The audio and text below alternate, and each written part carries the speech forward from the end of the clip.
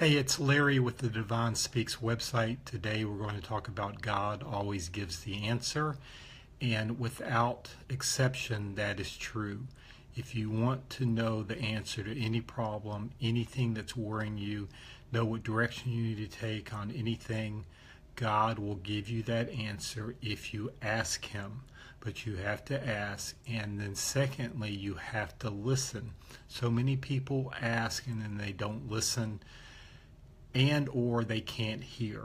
And in order to hear, you have to listen to that small still voice within you, which after you listen a number of times, that will become a much larger part of you. But you have to get quiet, you have to get still, you have to clear the clutter of your mind and of the world around you, which means that you have to go into a space of some kind of meditation or nature, or a place where you can hear God speaking to you. And He loves you without exception, immensely, more than you can ever imagine. And so He wants you to experience your highest good, and He will give you answers as to what is your highest good. So when you need to know something, you have to start asking Him. You have to practice this. You have to start listening and discerning between what is your ego voice and what's in your brain and your mind spinning with all those thoughts, and what is your feeling thoughts. What does your gut say? What is He expressing to you?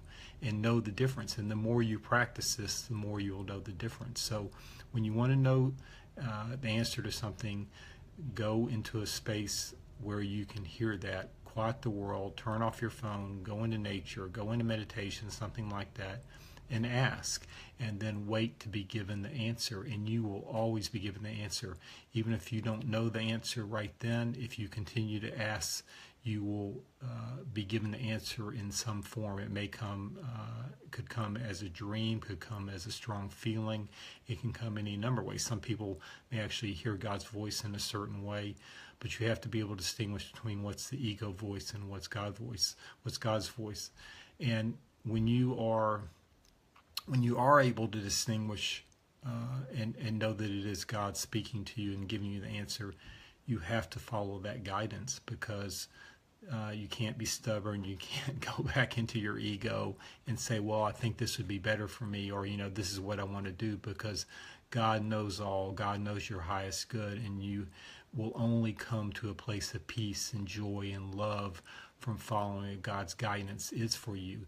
And when you're able to do that on a continual basis, then you're able to fully be free and fully be able to relax into the flow of life, and know that God has you, and God will provide the greatest abundance for you in so many ways.